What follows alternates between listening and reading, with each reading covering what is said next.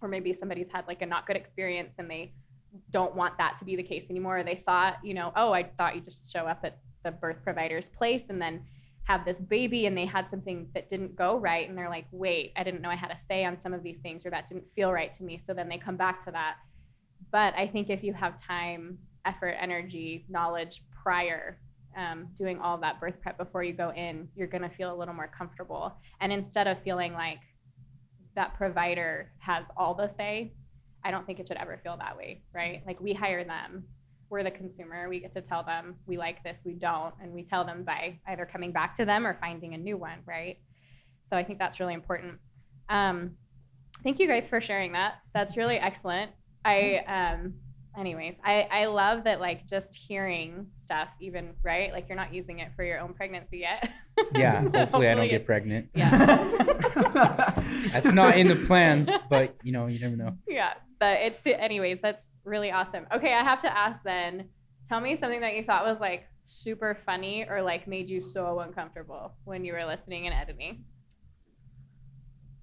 I mean, I don't really get uncomfortable with things like this. Like, I don't know, my parents, my dad and my sister are in the medical field, so I hear about disgusting stuff all the time. So birth is disgusting. No, well, parts of it were I didn't know, all right? That's fine. But I honestly just found it more intriguing. Awesome. But just like how much more there is to it was really surprising to me. It never really was super uncomfortable. Okay, actually, something that was uncomfortable. Okay, I just remembered. Yeah.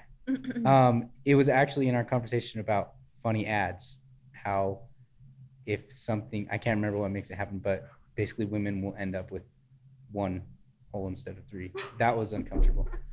That's the worst one out of everything that I've heard. Doing taking an excellent birth course and doing daily exercises that help stretch that area and being in a good position when you give birth and not having an epidural, that's how that helps prevent what you were talking about, awful. Right? He's talking about a 4th degree tear, where it tears from the base of the vagina all the way through to the rectum, and it is a very difficult, very long, strenuous recovery. Yeah, it's intense. Top that, guys. Down's face right now is priceless. Please pan to Devin. Did you guys have anything? You're like, oh, that definitely stood out. I will never forget that fact. Down, you got one, go. I remember the first episode I edited was talking about, it's even uncomfortable for me to even say this term, but vaginal tearing was so awkward. I was like sitting there, I was like, oh my gosh, like, am I even supposed to be editing this? Like, is this not something old enough like, to edit? Yeah, I was like, I don't feel old enough. Like, I feel like I shouldn't be knowing this stuff right now. Like, that was probably one of the most awkward. And then the second episode I edited was you with your husband, and that one wasn't as awkward. I think it was more like comfortable for me because he's also a guy. Yeah. And so, I mean, some of the stuff that you guys are talking about, I was like, how does he sit through that? Like, and just without like trying to keep serious and stuff, like there's no way I could do it. But that was probably one of the most awkward episodes for being the first one. I love that they threw you that one for your first one. Yeah. Also, great introduction for us. Yeah. Right? Yeah. Great. Amazing. Thanks for that. I think mine was my first episode was on dilation. And nice. I remember it was you and Courtney, because I think that was like one of my first episodes editing. And I just remember, I'm like, I didn't realize, first off, that grew. First off, the word vagina was also another one. Like, I could not grasp. You didn't know what a vagina was? I didn't ever throw that word around. Yeah, I never threw that word around ever. Oh, okay. Yes. Well, welcome to the birth world. But now it's like I hear it and I just kind of like shrug my shoulders, like, okay, that's just it's birth course, Like, birth. But first off, I did not realize that it could open that big. Like, that was just something that blew my mind. And I think, and you were even talking about it. You're like, all the husbands are just like, is that ever gonna go back down to size? Like, I was like, ugh. Just throw it in the dryer, maybe it'll shrink. It does. It does go back to size. Yeah, that was my first one. So. Oh my gosh, I love it.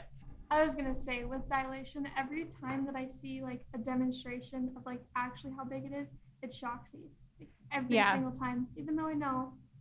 See it again. Yeah. like, Okay. So like, here's the thing about dilation and the vagina, since we're using big kid words now. But the dilation happens inside, right? So we're talking about the cervix, which is inside. Like the uterus is a separate organ, and it's inside of the vagina. So that's the area that you don't see. Like when they do a vaginal exam and they're checking how wide things are, that's what they're touching is the cervix. You can't see it. That's why they have to go inside. So that area gets that big, and then the vaginal canal just kind of, pushes open and creates space, and it's a fattier area to allow baby through. So the only time that like whole area gets real big is right at the end when baby is pushing their way through into the world. You are so welcome for that. But yes, it does go back. It is like a fairly intense, like they call it the ring of fire for a reason. Like imagine like you hit that spot and you're like, oh dang, like it kind of feels like things might separate forever. And then you breathe through it a little bit, and then they either do separate forever. they do not separate forever. And then baby makes it through and you can breathe again. And of course there's recovery that comes with that, but no, it's actually very normal.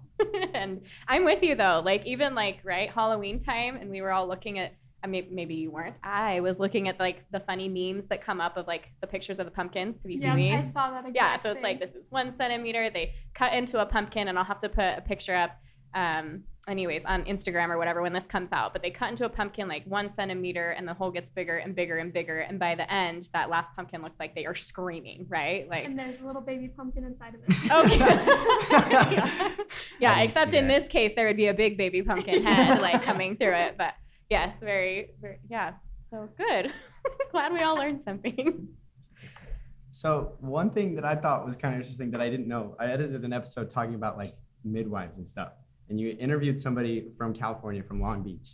Yeah, And- Angie. Yeah. Yeah. And I did not know that was an option you could have, like to have them come and help you, like if it was a home birth type thing. I did not know that was a thing. I honestly didn't even know home birth was a thing. I was like, who would want to have a baby at their house? Like, no, like there's drugs and stuff at a hospital that Right. would take the pain away. Like, Yeah. so that would like, I didn't even know you could do it at home stuff. And like, so the person that does my hair is my cousin, and she is going to school to become a midwife. And I was like talking to her about I this, and love she it. thought it was, she thought it was interesting that I'm editing podcasts for this stuff. And we had like a full blown conversation while she was cutting my hair about like midwives and stuff. And I didn't think that it was actually a thing. And then when I started hearing about it, I was like, people actually can make this a career. And then I did my research, like I Googled it. They Oh, make I a love lot it. of money. Like they make Wow. some pretty good money. Yeah. But You should be a midwife. I should be a midwife. I'll You can. There are male midwives. There really are. Wouldn't that There's be a one. mid-husband? mid-husband. Yeah, right? Mid-husbandry. I don't know.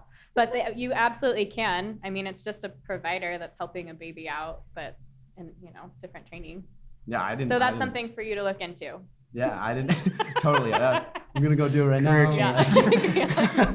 But Sorry, Jonathan. I thought that just was- took one of your best editors. To be Yeah. I thought it was just super interesting that was like an option that you could choose from.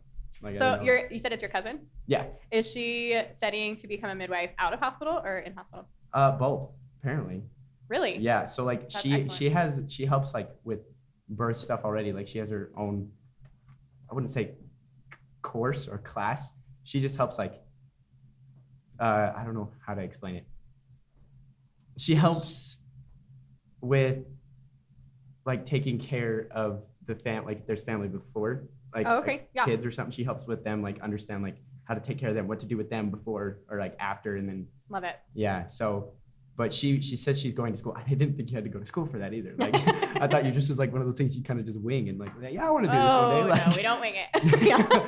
So I love that. yeah, Yeah, there's different routes that you can go. So I mean, now I'm gonna educate you guys about midwives, but anyways, you can go the like nurse midwife route, which is where you go through medical school and you become a registered nurse, and then that moves on to midwifery. Or you can be like they call it direct entry, where you do just home births and all of your training is done by like hands-on and your own education. And there's different tests and stuff you can take to make sure that your skills are where they're at, but you can, and that's like a thing here in Utah. A lot of the states don't do that.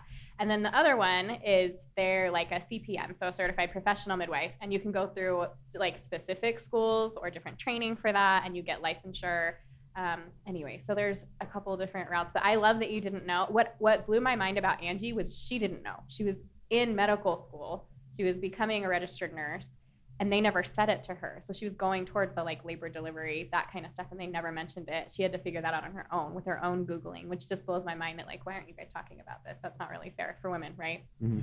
So anyways, I love that that's really cool. Yeah, I didn't know that was a thing. Yeah. So. Something that I've realized and thought as I've edited the podcast is up until I started learning about it, it was kind of like, imagine like when I do get married and my wife is about to have a child, it's always like, well, that's kind of just like, I'm not really part of that. That's her you thing. know, like she's, nearly dying, struggling, trying to birth this child. And I'm just like, how's it going, honey? Like, are you winning? And like now I know that there's a lot before that point that the husband can do to help. And I mean, that's nice that there's a role I can play in it to help, but yeah, I didn't know any of that before. Well, and if you don't know that, I think especially for men, because men tend to be like, you want to fix when there's a problem, right? So like your wife is in pain and you feel for her and you love this person, but if you don't know what to do, then you feel like, well, there's nothing I can do. And so a lot of times guys do end up sitting kind of on the sidelines and allowing everyone else to take care of her and wondering like, where's my place, instead of this being such a like incredible bonding experience where you have an opportunity to like hands-on and tell her you love her and be able to like really support her. And so she feels supported and you feel like, you get that bonding experience. It's really beautiful. So you're not the sandwich guy. Yeah. Sandwiches are part of it though. Let's be okay, like I mean, I'm feed sure the you have to woman. eat. Yeah. True. Yeah. And make sure you're eating yourself, right? Hey, let's ask you guys that. Like, what is dad's role and responsibility? Pregnancy and birth. Pregnancy. Oh birth. gosh. What's your role? Corbin, you go first. Okay. I don't know that you guys have edited enough episodes yet. I'm just gonna wing it here. Okay. Based on what I think. I think one of the primary responsibilities of the husband in all of this is like taking care of all of the talking to people, just anything that she doesn't want to have to deal with, because there's a lot of things. You mean like advocating for her? Yeah, or like setting up appointments, or like obviously driving to the hospital, whatever it needs to happen. Like in my mind, it makes sense to take away anything that she doesn't specifically have to deal with. Okay. Because there are things she has to, like the actual birth. Yeah. So any of that overlap, just taking the pressure off her shoulders. But I don't really know what that looks like. Okay. More of a general thing. I like the idea of taking pressure off. I'm going to tell you she's probably going to set her own appointments, but I think you should be there for them. Cool. Minus COVID rules, right? Yeah. COVID. Oh, okay. So one of the things that I was thinking of, well, you said being an advocate. So I think knowing her plan. Yes. Because I've heard that multiple times, is like making sure that you know her plan and you can stick up for it when it's supposed to be stuck up for. Another thing is you just need to, obviously lighten her load. Like whoever, there's going to be things that are going to come up that are unexpected. And if so, you just need to be there, make sure that you're comforting. Because that's another thing you've talked about a lot in the podcast episodes, is making sure you're comforting and that she is okay with what you're saying and everything that she's that they're going through, and just reassuring, making sure everything that she believes, that you believe everything's okay. Because I feel like that would probably be a big thing. Right. So I don't know. I think that's kind of like thing. standing as her rock. Yeah. Right? Yeah. Mm-hmm. I love that. Absolutely. Ooh, late night craving runs. Yes. Taco Bell at 3 a.m. Ladies, if you are single and listening, there are a couple guys here that know a thing or two about birth and apparently are willing to do late night cravings too. So hit me up. I will give you their number. I would just say like being there 100%. Like before I got this job, one of my buddies that I worked with before, his wife, like they were expecting their first kid, and I remember like me and him would just be working on a job, like just me and him, and we would have to leave early because he'd have like a baby appointment to be to, and he always had like with him the to-go bag. He had a bag in the work truck and in his car like all the time. And did he take a birth class? No. It's all from his wife. All right. But like I don't, just like being prepared for the unexpected. Like there's a lot of things he would tell me, is like, I did not expect this to be happening today, or like I did not expect this. Like just being prepared for the unexpected in this sort of sense. Like, and another thing is he said, just don't like make plans because those things will change immediately. I love it. So good advice for any mom or dad in pregnancy, right? Yeah. Like, I don't know, kind of that old adage, like, if you want to make God laugh, tell him you have a plan. Like, that works for pregnancy too, right? I mean, yeah. But like that, I would just say like being there 24/7, like 100% of the like way, just reassuring. Like, I know there's mood swings. That's like probably one of the main thing I know about like that type of stuff. That's not There's, specific like, to birth, though. I was like, that's not just birth. I know, but like, Let's not but, go like, But I'm not there. gonna go there because I probably hate me after this. but like just being understanding and stuff, and obviously like what Corbin said, the late night craving runs. I love mean, it. I would do it. Yeah. She's I would do pregnant. that regardless of Yeah, if she's pregnant or not. whether she's having a kid or not, I'd still do it. Like, Who knows? I might be craving it too. Yeah, probably. Anyway. Yeah, I love it. I think first of all, like having the knowledge prior to a woman going into labor, or like even knowing enough to be able to have conversations with her about it, is going to be huge, because especially as first time mom, even a mom who hasn't taken a pregnancy course or hasn't met with a provider a ton of times, she's not even going to know necessarily what she needs, what questions to ask, that kind of stuff. And so if you have that knowledge, or you're gaining that knowledge with her, she's going to feel a ton more supported, and you guys are just going to feel closer together in general. But I think that there are some things, and you guys mentioned some of them. And the number one thing is like support, right? Whatever that looks like, more time away from work, not, scheduling a plan, late night cravings, whatever that looks like. And then when you're talking about something like really preparing together, that could look like doing meditation practice together, or relaxation practice, or labor rehearsals, or hands-on support, or offering her massage, or reminding her, helping her. I shouldn't say reminding her, because if you tell a pregnant woman like, hey, I don't think you hit your protein today, watch out. But if you're like, hey, I got you like this awesome protein shake and this, sweet treat, whatever it is, she's going to be like, oh, he loves me, and you're over there like, sweet, 125 grams for the day. So there's some things that we can do to like support each other along the way. So, okay, I'm going to say pregnancy. How about birth? oh, What's your job? Catch. Catch. Oh, okay. Go It for could be. I think that the guy should be like 100% educated on what is happening and what shouldn't be happening. Like, if you're bleeding out way too much and the doctors are doing nothing, like, he should be able to stand up and be like, this isn't right. Yeah, back to that advocating. It's Mhm. huge. Yeah. I mean, for me, so when my mom, this is like a story that I've heard multiple times. I obviously don't remember it, but when I was born, my mom was very like, they just couldn't stop her bleeding.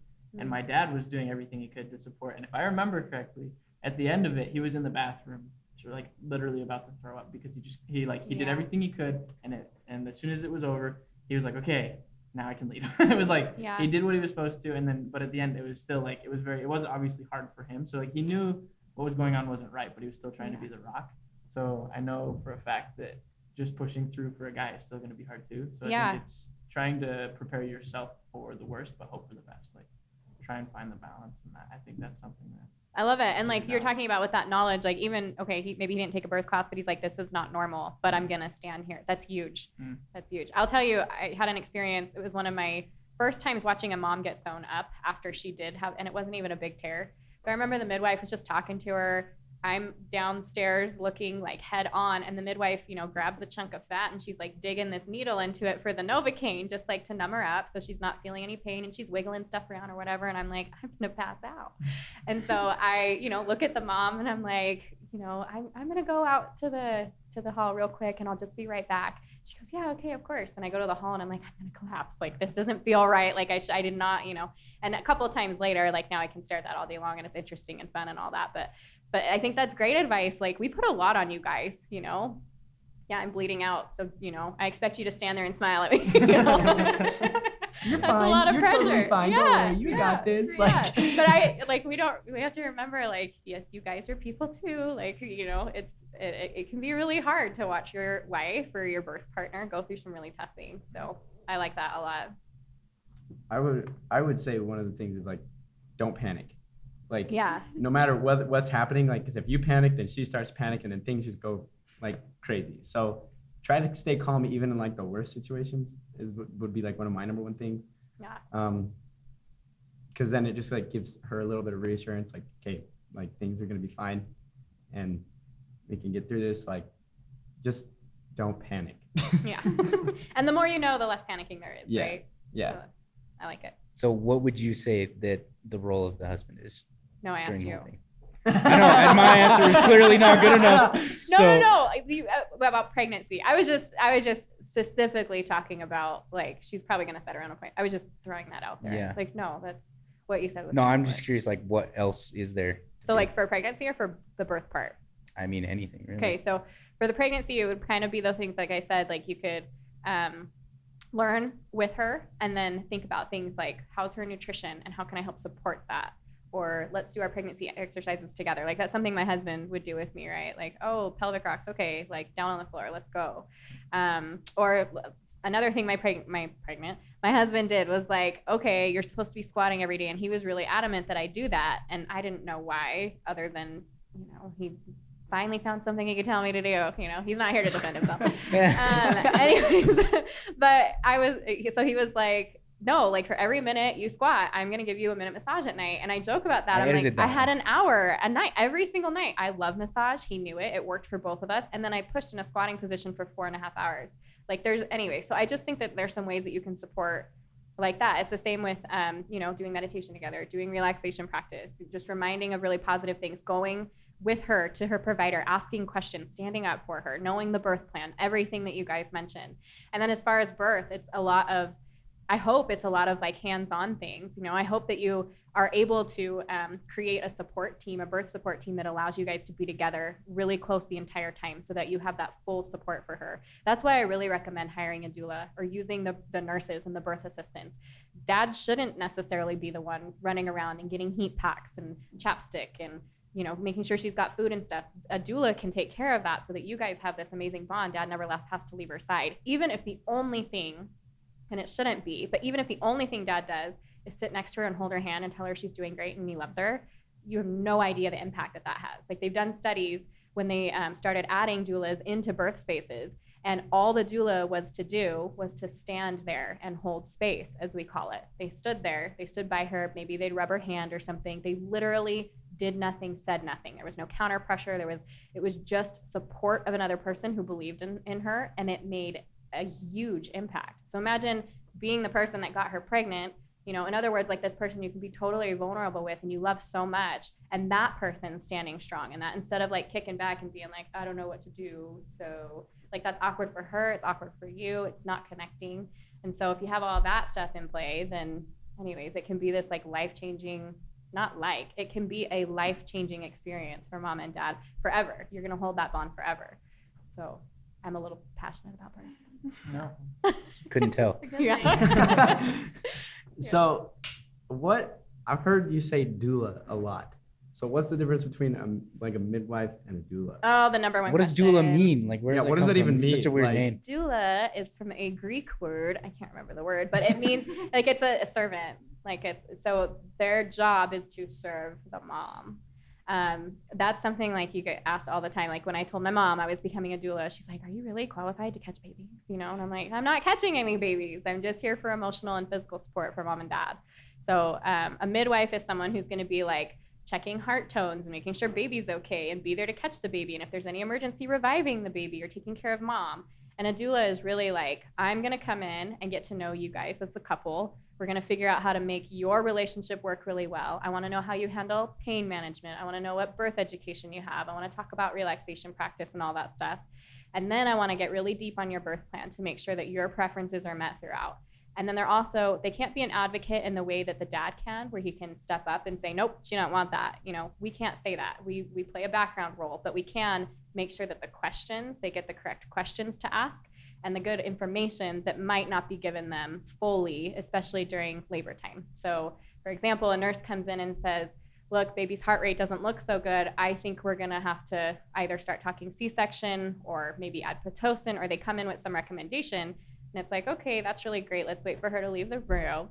And then we say, so this is what she said, and here's your options. What feels comfortable to you? And then she can have a conversation with the provider, instead of when you're a new parent or even a seasoned parent, mom and dad together, and you're getting this information, you're in a stressful situation.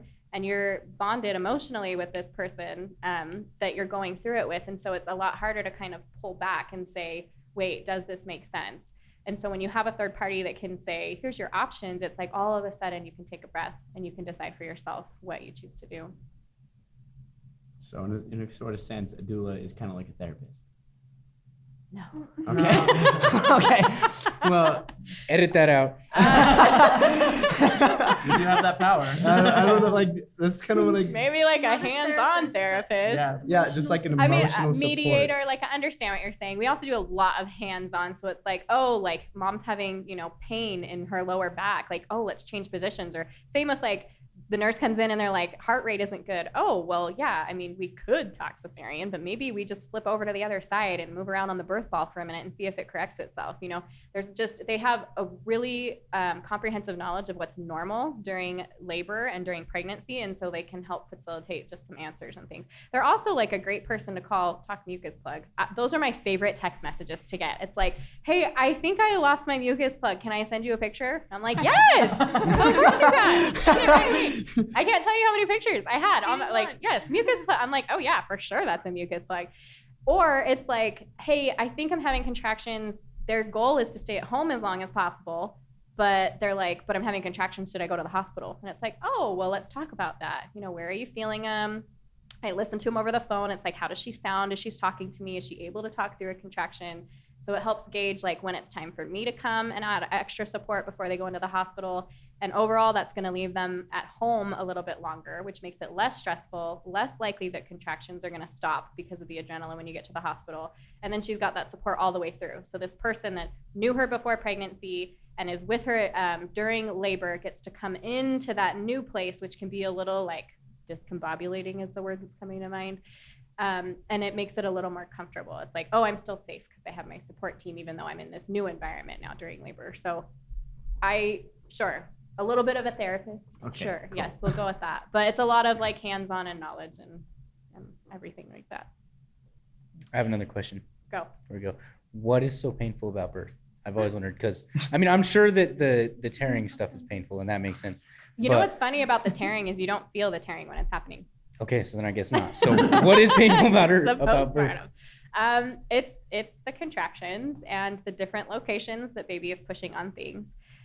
What's interesting is if you talk to moms that have gone through like a natural birth process, a lot of times when they refer back to it, and it's not that pain wasn't involved, but the way that it's described is intensity.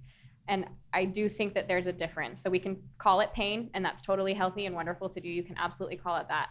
But I like to call it discomfort, and I like to refer to it as intensity because even as I look back on my births, and my sister will probably laugh because I think the first text message I sent after my third was born, my first without an epidural, is I was like, get the epidural, like just get it. But I looked back and I'm like, no, it's so empowering. So what your uterus is doing is it's got muscles that run long ways and around, and it's contracting. And so as that happens and that cervix is opening, there's just a lot of pressure and a baby moving through your body. It's a lot to be going on. But that's why it's so important to like, what can we do prior to birth? And I'm going to link this in the show notes. But if you guys haven't downloaded the exercise guide, it's 3 free exercises that are going to make your birth more comfortable and easy. So I want you to do that. And the main reason for that is because it has to do with the position of the baby. So if we're working really hard to do what we can prior, we're eating healthy, we've got regular, pregnancy exercises, taking care of ourselves and doing the work, then it becomes a little bit easier and more comfortable when we're talking about, oh, I remember what position she said to do, or I remember to use the rebozo when I feel discomfort in these areas, or if my contractions are sporadic, or if I feel like I can't get on top of them, there's things that you can do. Without having a uterus, I have no way to accurately answer your question. Yeah, and although I don't have a uterus, I did break my femur, so I have a good reference of. So he's basically extreme gone pain. through birth. I mean, pretty much, right? Between that and being constipated, it's like pretty much the same thing, right? Constipation and a broken femur is pretty much the same thing. Pretty I much. have heard kidney stones as a similar. So I've Yeah. had kidney stones since having babies. Have any of you had kidney stones? No. Oh, okay. Well, none of you count. Okay. Right. No, but I it comes like the pain comes in waves and it gets stronger and closer together. And so it's very similar. I've heard it referenced that way. It's not exact, but like as as much as you could say like, oh, that's similar to contraction waves and pain that follows along with it. I mean, that's something that I've heard, and I feel like I agree a little bit with that. So I have can't a speak to the question. femur though. Sorry. Yeah. How similar are like period cramps versus contractions? That's actually a really good question. So a lot of the times if I get a text from a mom and she's like, I feel like I'm having contractions, and she's explaining to me, I feel like it's like period cramps. So it's either like down low, right, in the uterus or in the back. As soon as she starts saying and wrapping around to the front, that's when I'm like, oh yeah, that's probably early labor. So a lot of women describe it like that, early labor. As you get going into your actual labor process, like where it gets very active and you have no doubt that what you're feeling is a contraction, then that intensity changes a little bit. But certainly in the beginning, it's actually really, from what I have heard, it's very, very similar. I don't know that that was my experience per se, but that's a really common one. Okay, you guys, this was super fun. I want to thank everyone for your great idea, Corbin, Heck yeah. to jump on here and be so willing to talk about birth. I was hoping this would be like a hilarious and fun episode, and it was, but I actually think this was like gold. I hope that everyone listening is like, I am going to have my husband or birth partner listen to this. Also, again, for the single ladies, just go ahead and reach out. I have some guys that know a thing or two about birth. Maybe that was my master plan. That was That's all. it. Only 2 of them. All right, till next week.